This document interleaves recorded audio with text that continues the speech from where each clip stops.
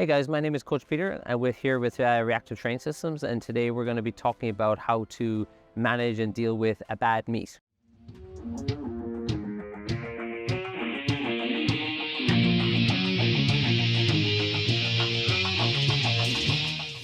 So like in any sport, there's a quite likelihood that you're going to have good days, you're going to have not so good days. So a lot of the things we're going to be talking about is just how to deal with those kind of feelings when things didn't go as expected. And there's a lot of little factors that might be at play there as well. We're going to talk about how you can kind of reframe and put those into perspective of those experiences and actually kind of learn how to use that experience in a productive way and kind of maybe see some of the silver linings and kind of use that to kind of build forward into having successful meets in the future. Because one of the first things we're going to talk about is just putting the meet into perspective. So was this a local meet? Was this a regional meet? Was this an international meet? So the level of the meet and how experienced you are as a lifter and where you are at the stage of your lifting career can all factor in to the goals or the expectations you would have surrounding that meet. So all these things kind of feed into that bigger picture. So this meet might be a stepping stone onto other meets. Let's just say if it was kind of there to gain experience, maybe you had your eye on some numbers or for some personal bests and so forth, but you weren't able to achieve those. That could provide some opportunities on fine-tuning in on how you prepared for the meet. Be that in the training leading up to the meet, be that a couple of blocks out from training, but also of course on the execution of the plan on the actual day of the competition. So in many ways, while it's frustrating and it's normal to feel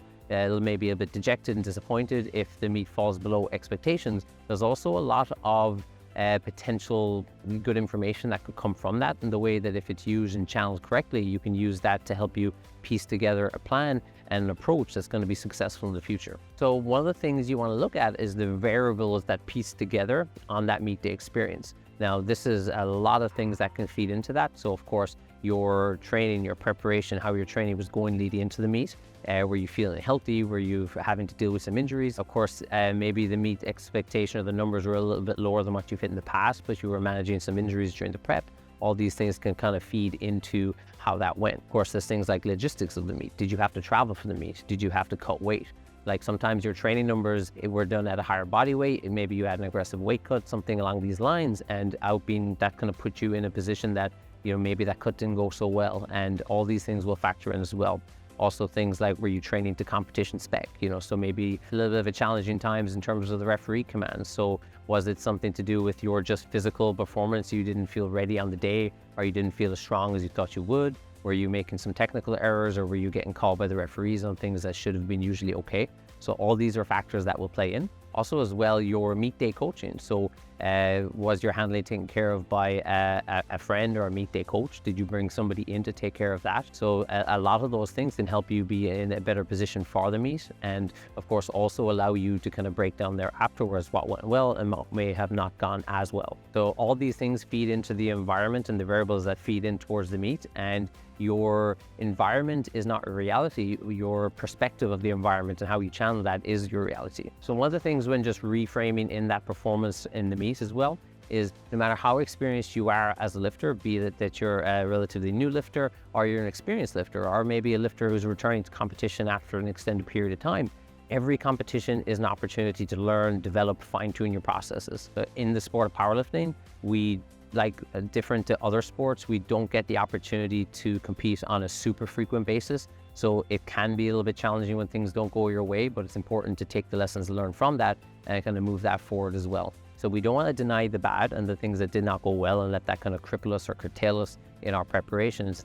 Things that don't go well as part of, let's say, an exploratory process, or even just checks and balances on the processes that you already have, or opportunities to kind of fine tune in, because your process, I would like to think of as like a continuously developing process, and you want to be kind of constantly feeding that in with up-to-date information. So again, lessons learned exercises. So debriefing with your coach, talking about, you know, objectively and realistically on the things that went well, that maybe not gone so well, and looking for and identifying those opportunities, which we'll talk about more later in the video. Now you're in the lessons learned section. In this section, we're going to talk to you about root cause analysis. And one of the ways we like to find the root cause analysis is using the 5 whys. By using the 5 whys, we keep asking why until we find the root cause of the problem. Let me give you an example. If you bombed out from a meet from not squatting to depth, now you need to ask yourself or your athlete, why? Is it because you weren't squatting to depth in training? Is it because you weren't sending your videos to your coach? Or is it because you were training alone and you had no one to tell you that you weren't squatting to depth, or you weren't familiar enough with the rules? Keep asking why, and then you'll find that root cause, and then you can break that down into actionable items. For example, if you weren't familiar with the rules, maybe you might need to hire a coach, or maybe you might need to find a gym buddy to train with that is familiar with the rules and they can tell you to squat deeper. Or maybe you need to set up cameras in the gym and get familiar getting into that position. Or maybe it's a mobility issue. Do you need to adjust your stance?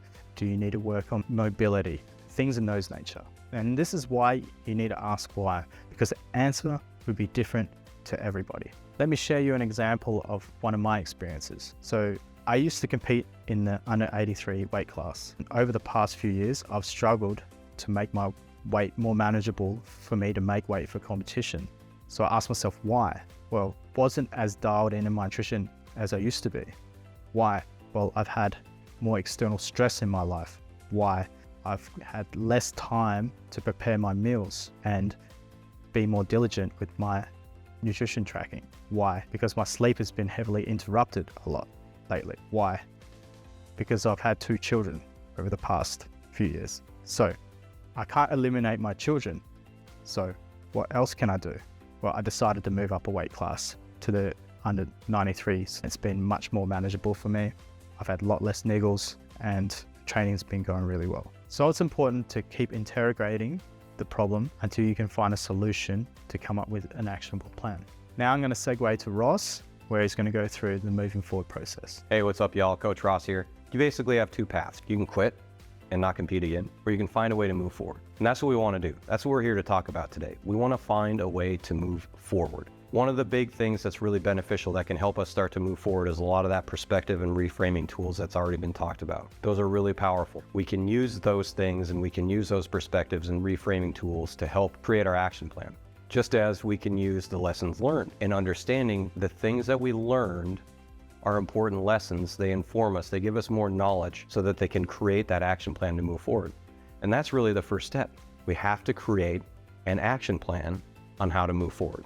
At the end of the day, the training process is an iterative process. It's kind of like the scientific method, right? You develop an idea, you test it, you measure the results, and your hypothesis may be correct or incorrect. But at the end of the day, you use that information that you gather from that experiment to refine the process and refine the experiment so that you can create consistent, reliable results. That's what we're doing here with the training process. But part of that training process is not just all the time spent in the gym.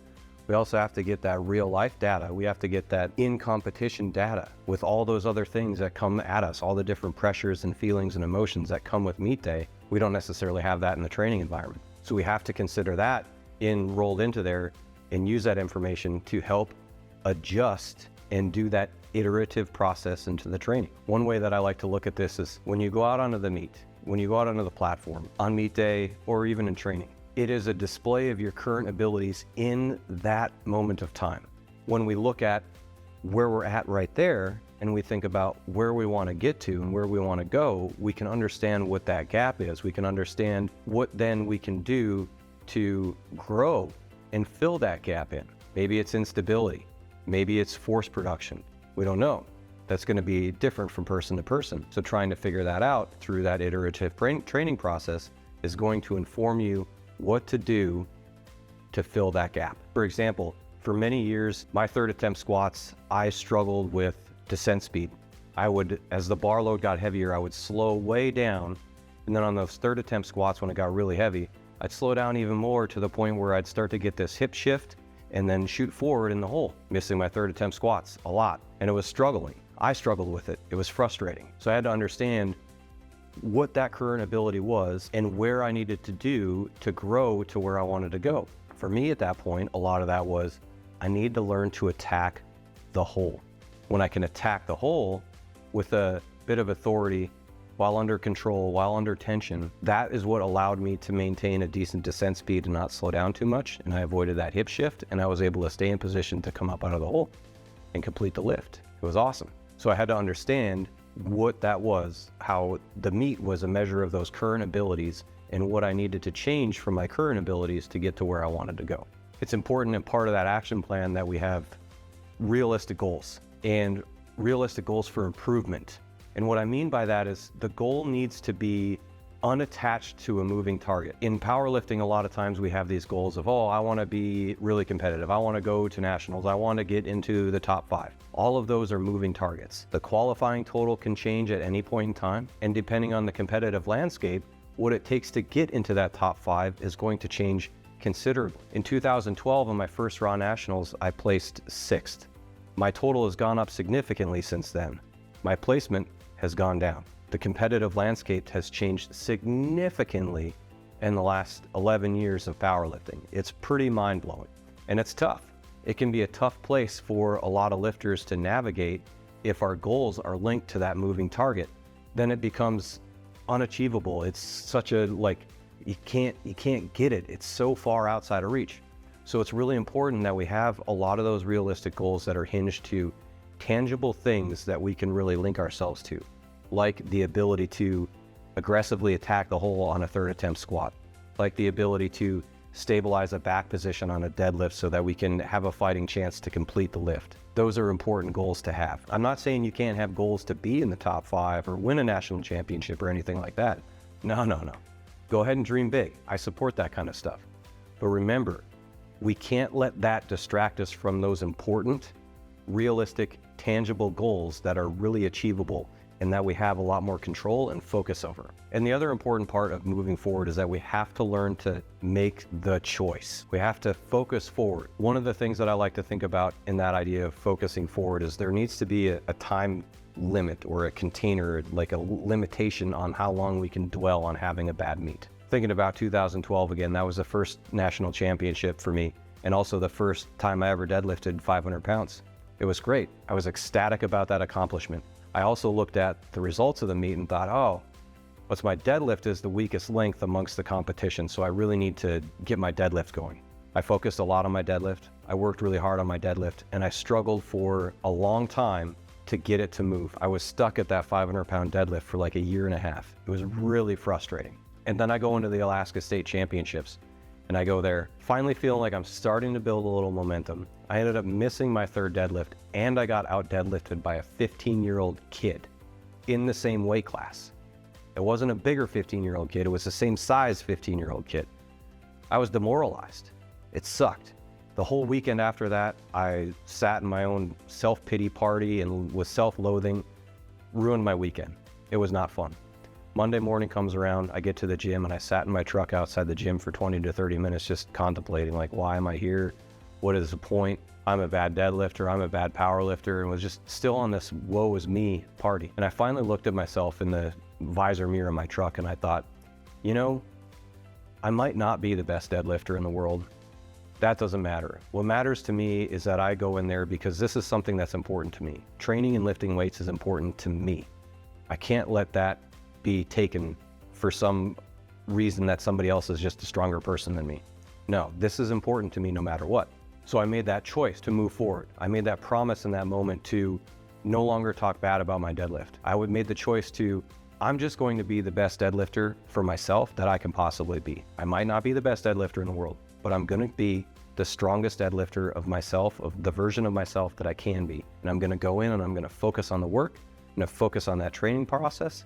I'm going to revise it based on what is going on, and I'm going to build it. And that made a massive difference for me. From that point on, for the next couple of years, I was able to PR my deadlift every single meet for quite some time after that. It was really cool. It was quite a big amount of progress for a while. And it also just so happens that that 15-year-old kid, it just happened to be Ashton Ruska's first meet. If you haven't heard of Ashton Ruska, just know that he out deadlifts pretty much everybody. So there is that. That fueled as well this idea for me in moving forward of having a bit of realism and flexibility. There's new information that's going to come along at any point in time, and it's going to change the perspective. It's going to change the landscape, the competitive landscape. And so I have to adjust what I think is possible, what I think I can do based on new information. I have to be flexible with that, and I have to be realistic and just realize and trust that if I put the work in an honest way, that I'm going to be the strongest version of myself, but I need to be able to move forward. If I focus on that stuff, it's going to distract me from doing the thing that's going to actually help me get stronger. And then I think about that as well in a life philosophy that I hold, thinking about the meaning of life. And what is the meaning of life? Well, there can be a lot of different meanings of life depending on who you talk to, but one of my personal philosophies is the ability to embrace the experience. The meaning of life for me is my ability to participate in the unfolding of life, particularly the unknown. A lot of times we loathe that idea of uncertainty. We loathe the idea of something we don't know and things that are outside of our control. But there's so much of that. So for me, what can I do to create meaning around that? And that is, how can I participate in a quality way, in a high quality way, even in this moment when I don't know? That helps me move forward. And I hope that it empowers you and helps you move forward, because that's what a lot of this is all about. All right, y'all, I really hope that these ideas and concepts really help you move forward if and when you do have a bad meet. They're not fun. We don't like them. Nobody wants them. I don't want them for you. I don't want them for myself. I don't want them for any of the competitors out there, even the ones I'm competing directly against. I want everybody to have good meets all the time. Unfortunately, that's not a reality of the situation. We're gonna have a bad meet. We have to use that information that we learned from that experience and we learned from that bad meet so that we can empower ourselves to move forward. And I wish you all the best as you move forward. Please like the video, subscribe to the channel, check us out. Please do reach out. We're always open to communicate with you if you have any comments or questions. We'll see you on the next one.